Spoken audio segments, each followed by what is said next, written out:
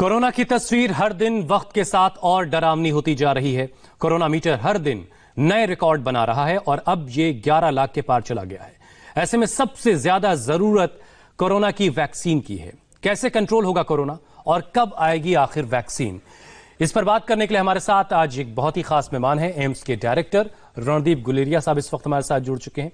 उनसे हम बात करेंगे और समझेंगे कि आखिर कोरोना को हम कब तक कंट्रोल कर पाएंगे और इसकी वैक्सीन आखिर कब तक आ पाएगी। रणदीप जी, बहुत बहुत स्वागत है आपका। देश में अब तक कोरोना के 11,18,043 केस सामने आ चुके हैं, जबकि किलर कोरोना अब तक 27,497 लोगों की जिंदगी निगल चुका है। हालांकि राहत की बात यह है कि रिकवर करने वालों की संख्या भी 7 लाख से ज्यादा है। यह एक बहुत बड़ी राहत की बात है। ये आपके टेलीविजन स्क्रीन पर केसेस 11 लाख से ऊपर जा चुके हैं, 27,000 से ज्यादा लोगों की मौत हो चुकी है और रिकवर होने वालों की तादाद भी 7 लाख से ज्यादा है। पिछले 24 घंटे में कोरोना के 40,425 नए केस रिपोर्ट हुए, जो अब तक का सबसे बड़ा आंकड़ा है। 40,000 से ज्यादा। पिछले 24 घंटे में मरने वालों की तादाद भी 700 के करीब है। यानी कोरोना से हर एक घंटे में देश में 28 लोगों की जानें जा रही हैं। कोरोना की रफ्तार आखिर कैसे कंट्रोल होगी, कब तक कंट्रोल होगी, अभी वैक्सीन आने में और कितना वक्त लगेगा, कितना इंतजार करना है, इन तमाम सवालों के जवाब के लिए हमारे साथ एम्स के डायरेक्टर रणदीप गुलेरिया साहब जुड़ चुके हैं। रणदीप जी, बहुत बहुत स्वागत है आपका इंडिया टीवी में। सबसे पहले आपने हमारे लिए वक्त निकाला, इसके लिए बहुत बहुत शुक्रिया। सर, सबसे पहले तो आप से वैक्सीन पर ही बात कर लेते हैं। देश के 14 शहरों में कोरोना की वैक्सीन को लेकर ट्रायल शुरू हो चुका है। एम्स में पहला ह्यूमन ट्रायल शुरू होने जा रहा है। लोगों का इंतजार वैक्सीन को लेकर आखिर कब तक खत्म होगा और इसे हम कितने बड़े अचीवमेंट के तौर पर देखें अपने देश के एतबार से, भारत के एतबार से? बिल्कुल, ये देश के लिए बहुत बड़ी अचीवमेंट है कि हम अपनी एक इंडिजिनस वैक्सीन बना रहे हैं। इंडिया जो भारत जो है वो फार्मास्यूटिकल इंडस्ट्री में उसका पूरी दुनिया में नाम है, लेकिन यूजुअली हम जेनरिक ड्रग्स बनाते हैं और हमारी रिसर्च पे इतना ज़्यादा फोकस नहीं रहा है। ये पहली दफ़ा है कि हम एक्चुअली एक्टिव रिसर्च करके एक नई वैक्सीन बना रहे हैं और ये वैक्सीन जो है ये काफ़ी आगे एडवांस स्टेज में है और मेरा ये मानना है कि ये वन ऑफ द 4 रनर्स है पूरी दुनिया में एज वैक्सीन फॉर कोविड-19। सर, एक और चीज कि अगर कोई खुद पर ट्रायल करवाना चाहता है, ट्रायल में शामिल होना चाहता है, तो ह्यूमन ट्रायल के लिए एम्स में वो कैसे रजिस्ट्रेशन करवा सकता है? क्या कोई मोबाइल नंबर आप लोगों की तरफ से जारी किया गया है एम्स की तरफ से? तो इसमें 2 चीजें हैं। इसमें अभी ये तो सेफ्टी फेज 1 ट्रायल है शुरू में, तो ये देखने के लिए कि वैक्सीन जो हम दे लोगों को वो सेफ है, उससे कोई लोकल या सिस्टमिक साइड इफेक्ट्स नहीं है। ये ऑलरेडी एनिमल स्टडीज हो चुकी हैं, लेकिन जो ट्रायल्स होते हैं उसमें उसके बाद ह्यूमन स्टडीज होते हैं जिसमें हम ये देखते हैं कि सेफ है ये इन अ स्मॉल नंबर। उसके बाद हम ये करके देखते हैं कि ये इफेक्टिव है, कि वैक्सीन देने से एंटीबॉडीज बन रही हैं, इम्यूनोजेनिक है जो हम कहते हैं।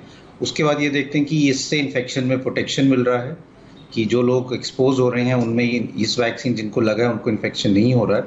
और फिर ये भी देखते हैं कि सब जो ग्रुप्स हैं, बुजुर्ग लोग हैं जिनको कोमॉर्बिडिटीज़ हैं, इसमें भी ये वैक्सीन इफेक्टिव है और फिर उसके बाद ये वैक्सीन जो है वो मास प्रोडक्शन में जाती है।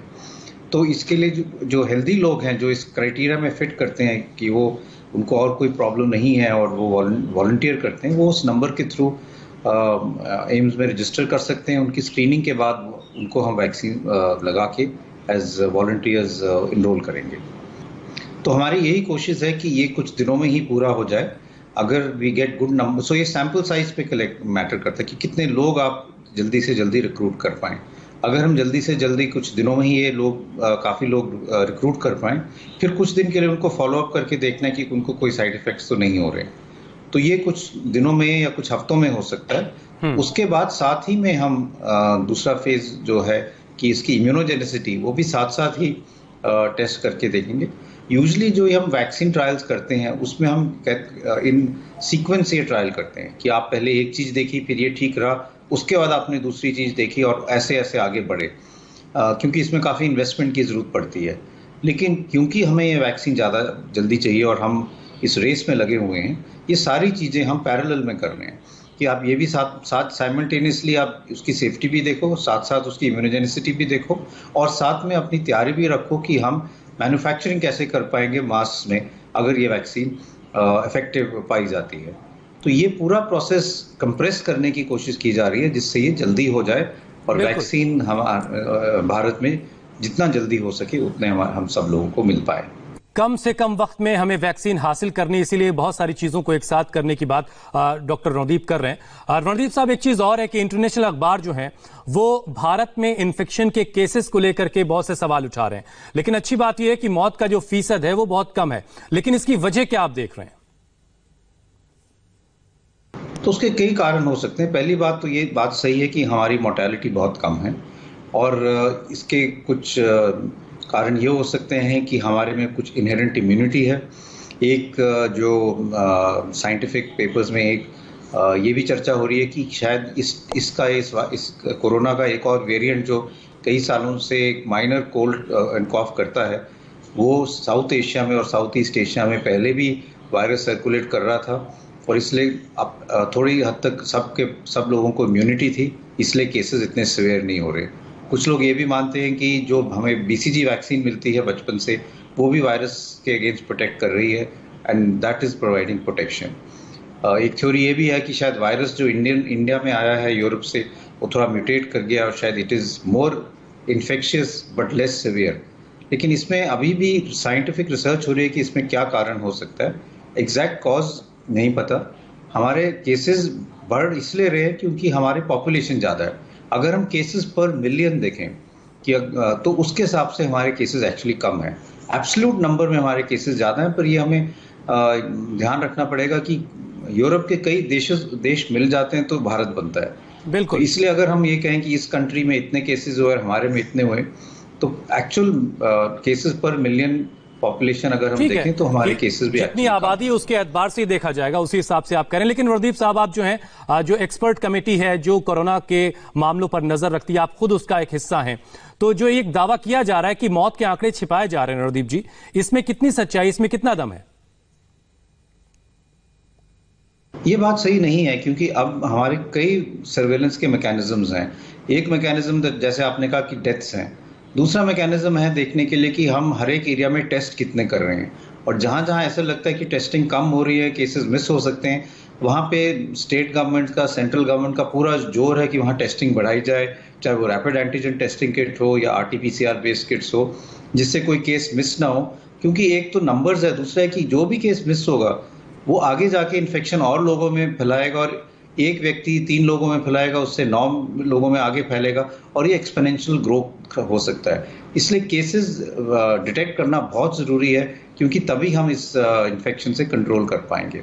एक सर्वेलेंस और है जो IDSP करता है, जो हम कहते हैं फॉर ILI एंड सारी। दैट इज, ILI का मतलब इन्फ्लुएंजा लाइक इलनेस, और सारी का मतलब सीवियर एक्यूट रेस्पिरेटरी इलनेस, कि जो पेशेंट्स हॉस्पिटल में आ रहे हैं या जो उनके प्राइमरी हेल्थ सेंटर में या प्राइवेट डॉक्टर्स में रिपोर्ट हो रहे हैं, जिनको जुकाम, नज़ला, बुखार है, या हॉस्पिटल में जा रहे हैं because of severe respiratory pneumonia, उनका भी हम डेटा कलेक्ट करके इवैल्यूएट करते हैं कि कहीं ऐसे तो नहीं है कि कुछ एरियाज में ज़्यादा केसेस आ रहे हों और वो रिपोर्ट नहीं हो रहे हों। तो ये सर्वेलेंस के थ्रू पूरी नज़र रखी जाती है कि कहीं पे ऐसे ना लगे, कहीं पे ऐसे ना हो रहा हो कि अंडर रिपोर्टिंग हो रही हो या केसेस कम बताया जाए। कुल मिलाकर रणदीप जी, आप ये कह रहे हैं कि आंकड़े छिपाए जाएं, इसकी गुंजाइश बहुत कम है, जैसा कि आप कह रहे हैं। लेकिन साथ ही साथ बहुत सारी थ्योरीज हैं इसके इन्फेक्शन को लेकर के, और कुछ एक्सपर्ट्स ये थ्योरी दे रहे हैं रणदीप जी कि हिंदुस्तान जो है वो नौजवानों का देश है, यूथ का देश है। तो क्या ये भी एक वजह है कि हमारे देश में मोर्टेलिटी रेट कम है?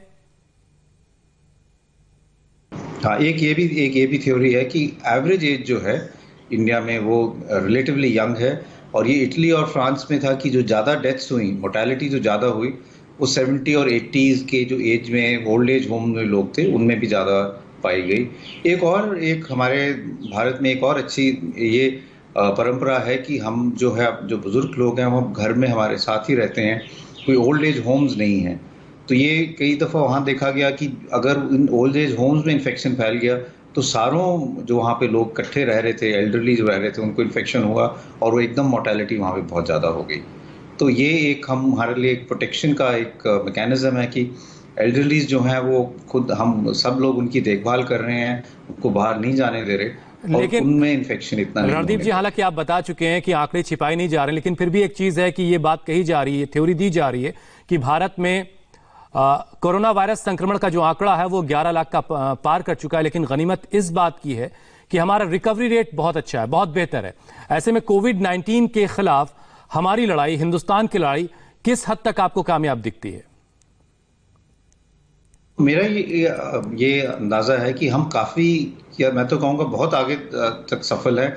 अगर हम ये देखें कि जब हमने लॉकडाउन किया था हमारे पास फैसिलिटीज बहुत कम थी, लैब्स बहुत कम थी, और टेस्टिंग भी सिर्फ रोज की 10,000 हो रही थी।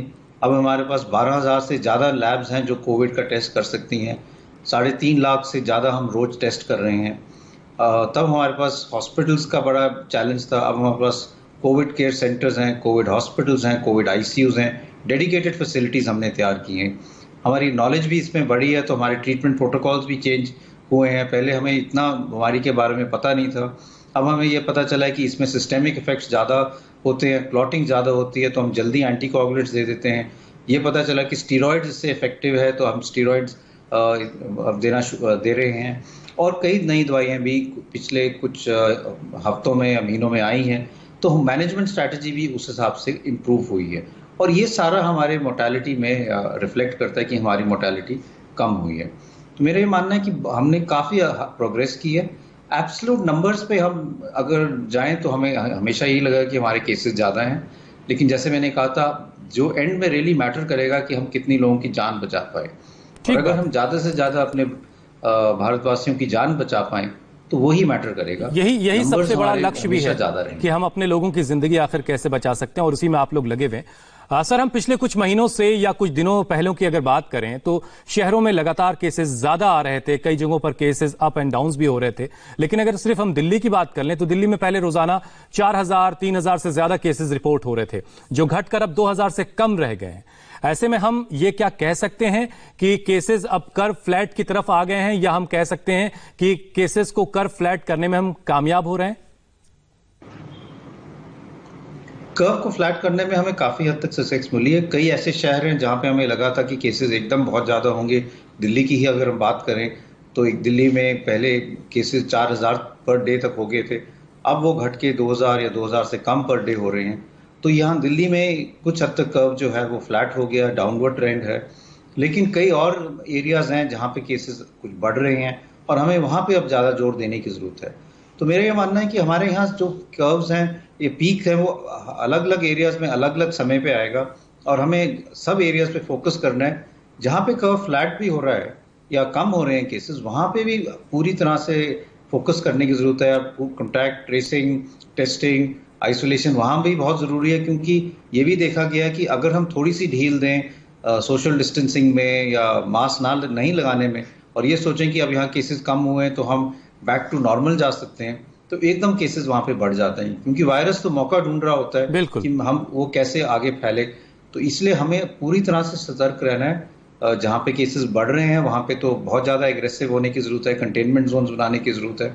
लेकिन जहाँ केसेस कम हो रहे हैं वहां पर भी ये सारे एक्टिविटीज जो हैं वो करने की जरूरत है, तभी हमारे सारे देश में केसेस आस्ते आस्ते कम हो पाए। तो रणदीप साहब का सीधा सा संदेश एक ये भी इसमें है कि अगर आपके यहाँ केसेस घट रहे हैं तो एहतियात बरतना छोड़िएगा नहीं।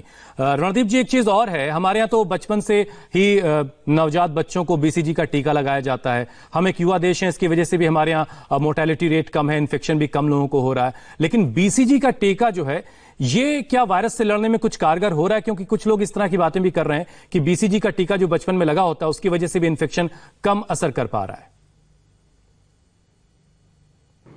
तो बीसीजी वैक्सीनेशन टीबी के लिए है बेसिकली, जो हम बचपन में लगाते हैं, और इससे ये होता है कि सिवियरिटी ऑफ ट्यूबरकुलोसिस, स्पेशली जो हम कहते हैं टीबी मेनिंजाइटिस बच्चों में, वो कम हो जाता है।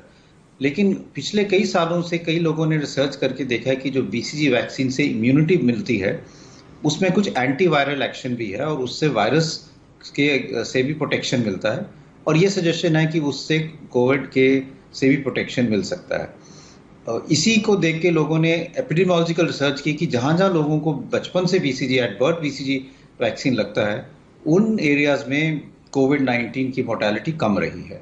इसको स्टडी करने के लिए ICMR से 2 रिसर्च हो रहे हैं। एक रिसर्च है कि हम BCG वैक्सीन सब बुजुर्ग लोगों को लगा के देखें।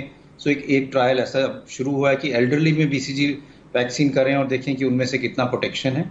और दूसरी ट्रायल है कि जो कोमॉर्बिडिटीज वाले हैं, जिनकी उम्र चाहे ज़्यादा ना हो लेकिन डायबिटीज़ है, हार्ट की प्रॉब्लम है, उनमें भी BCG वैक्सीन लगा के देखें और उनसे कितना प्रोटेक्शन हो रहा है। ये स्टडीज ICMR के थ्रू फंडेड हैं और हो रही हैं। तो मेरे आई एम होपफुल कि कुछ हफ्तों में या 2-3 महीने में हमें कुछ रिजल्ट्स पता चलेंगे कि एक्चुअल ग्राउंड रियलिटी क्या है। क्योंकि कोरोना एक ऐसा वायरस है जिसके बारे में हम अभी बहुत कुछ जानते नहीं, इस वजह से भी बहुत सारी स्टडीज लगातार चल रही हैं। और रणदीप जी, अब सबसे बड़ा सवाल जो हर हिंदुस्तानी जिस सवाल का जवाब जानना चाहता है, बल्कि पूरी दुनिया जानना चाहती है कि सब कुछ कब तक नॉर्मल होगा, स्कूल कॉलेजेस को हम कब तक बंद रखेंगे और अगर जब खोले भी जाएंगे तो कितना एहतियात बरतना होगा, ये सब कुछ कैसे मैनेज होगा? प्रॉपर नॉर्मल आने में तो कुछ टाइम लगेगा, क्योंकि ये वायरस एकदम तो जाएगा नहीं और हम ये नहीं चाहते कि कहीं पॉकेट बन जाए जैसे स्कूल में बच्चे गए, क्योंकि ये समझना जरूरी है कि स्कूल और कॉलेजेस में सोशल डिस्टेंसिंग करना बहुत मुश्किल हो जाता है। क्लासरूम्स में और चाहे बच्चे पूरी कोशिश करें तब भी खेलना इकट्ठे चाहेंगे। इसलिए ये जो चीज़ें हैं इसमें कुछ टाइम लगेगा, लेकिन मास्क के साथ और सोशल डिस्टेंसिंग के साथ और जो हमारे आजकल टेक्नोलॉजी है उसका इस्तेमाल करके एजुकेशन या और जो चीज़ें हैं वो हम पूरी तरह से तब भी कर सकते हैं। मैं ये मानता हूं कि कुछ टाइम के लिए स्कूल्स कॉलेजेस में डिले होगा, लेकिन ये एक ओवरऑल गुड के लिए है, क्योंकि ये भी ज़रूरी है कि हमारे यहाँ डेथ्स ना बढ़ें और बच्चों में या यंग एज ग्रुप में ज़्यादा केसेस ना हो। तो कुछ टाइम के लिए तो हम सबको सब्र रखना पड़ेगा, लेकिन there will be a bright future. और मैं ये मानता हूँ कि हमारी जो यंग पॉपुलेशन है उसमें इतनी स्ट्रेंथ है कि they can always bounce back and come back with glory. तो इसलिए I am very confident that the younger population will actually do better and come out of this crisis. तो रणदीप जी ने जो आज की बातचीत में इशारा दिया, वो सबसे अच्छी बात तो यह है कि बहुत जल्द हिंदुस्तान में बनी वैक्सीन आपको मिल सकती है, लेकिन साथ ही साथ जो एहतियात बरतने की बात उन्होंने कही है कि आपके इलाकों में अगर कोरोना का खतरा कम